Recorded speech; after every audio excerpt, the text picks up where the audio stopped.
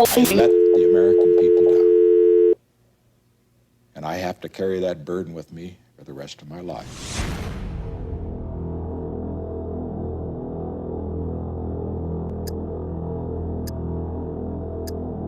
Caught up in something and then it snowballed. It was my fault.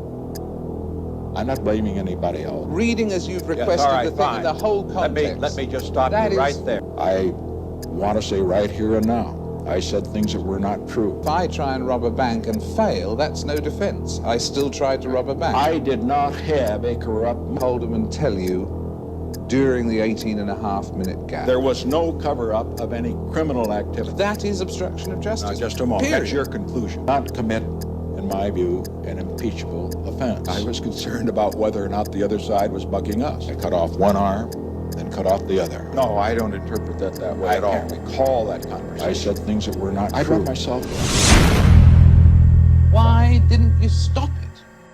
I gave them a sword, and they stuck it in. The break-in. The political scandal began on June 17, 1972, when a security guard at the Watergate complex noticed that a few doors were taped so that they were left unlocked. He removed the tape and did not think twice about it, but it was only when he returned to find the doors retaped when he got suspicious and called the cops. That night, 5 men were arrested on account of attempted burglary and attempted interception of telephone and other communications. These men were Virgilio Gonzalez, Bernard Barker, James W. McCord Jr., Eugenio Martinez, and Frank Sturgis. The grand jury charged all 5 men plus E. Howard Hunt and G. Gordon Liddy in September for conspiracy, burglary, and violation of federal wiretapping laws. After being tried and convicted in late January, it was found that all 5 men were directly tied to the 1972 Committee to Re-elect the President. It was suspected that high-ranked government officials were involved as well. The investigation. The break-in at Watergate was revealed to have been a part of a huge campaign of political spying and sabotage, headed by the people running the Nixon re-election campaign. However, on November 7th, the president was re-elected in the biggest landslide in American history. Reporters Bob Woodward and Carl Bernstein of the Post uncovered information which linked the break-in and cover-up attempts back to the CIA, FBI, White House, and Justice Department. Their most knowledgeable anonymous source, Deep Throat, who told them of Howard Hunt's involvement in the break-in and warned them that the FBI was trying to find out who was leaking information of an entire collection of crimes greater than Watergate. The trial did not end with 5 burglars, but White House staff members were issued subpoenas. Senate committee chaired by Senator Ervin was set to examine them. April 30th, 1973, Nixon was forced to ask for resignation of his 2 most powerful aides, H.R. Haldeman and John L. Richmond, and he also fired White House counsel John Dean. The tapes. Alexandra Butterfield was asked if there was any taping system in the White House, and even though reluctant, he answered yes. There was a recording system, which automatically taped what went on in every room, including the Oval Office and Nixon's private office. The tapes were subpoenaed by Special Prosecutor Archibald Cox and later by the Senate. Nixon refused to release them, but Cox refused to drop his subpoena. A conversation vital in the case against Nixon took place March 21, 1973, between Nixon and John Dean, where they talked about the Watergate case and the cover-up. They spoke about the hush money that the team was being paid for their silence. Dean states that Hunt is blackmailing the White House for the money, and Nixon says that the blackmail money should be paid. During the congressional debate on impeachment, those who believed impeachment required a criminal indictable offense focused their attention on Nixon's agreement to blackmail payments, making him a part of the cover-up of a conspiracy. The audio tapes caused an increasing amount of controversy, and when it was found that 18 minutes had been erased from one tape, people were suspicious. Nixon's personal secretary had said that she erased it by accident, but it was found later that many segments from the tapes were found missing. The issue of the audio tapes went to the Supreme Court on July 24, 1974, in the United States versus Nixon, who was forced to hand over subpoenaed tapes to the special prosecutor. Resignation. Haldeman L. Richmond, Mitchell Charles Colson, Gordon C. Strachan, Robert Mardian, and Kenneth Parkinson, known as the Watergate 7, were indicted for conspiring to hinder the investigation.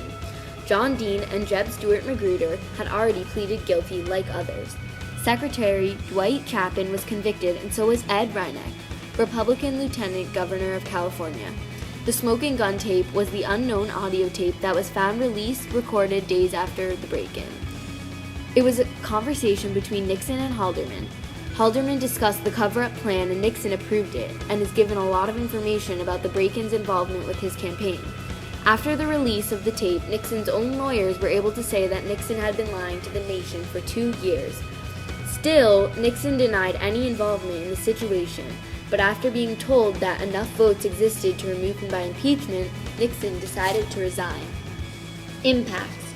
Prior to the Watergate scandal, everyone in America believed that politicians truly have the people's best interest in mind. There were never any questions as to why politicians do what they do or how they do it. Basically, everyone trusted the government. After Watergate, Americans began to realize that politicians could be corrupt. This realization leads to a higher demand from the public to know more of what politicians are doing behind closed doors. Politically, the Watergate scandal showed the darker side of the government and gave the Democrats a chance to rise up. The image of the legal system was also severely damaged by Watergate. To try and fix this, the American Bar Association launched 2 major reforms. Also, they led a campaign finance reform for legislation.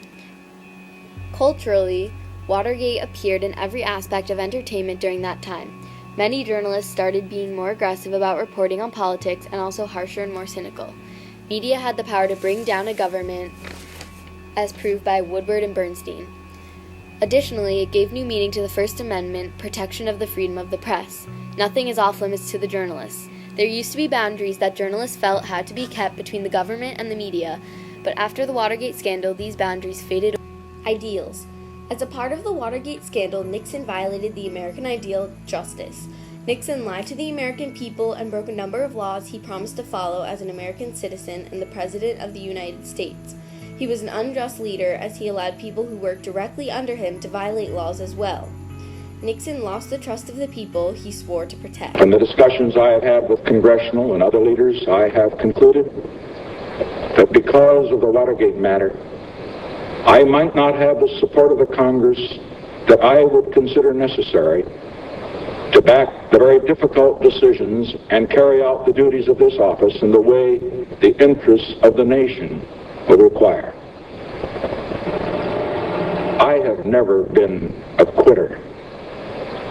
To leave office before my term is completed is abhorrent to every instinct in my body. But as president, I must put the interests of America first.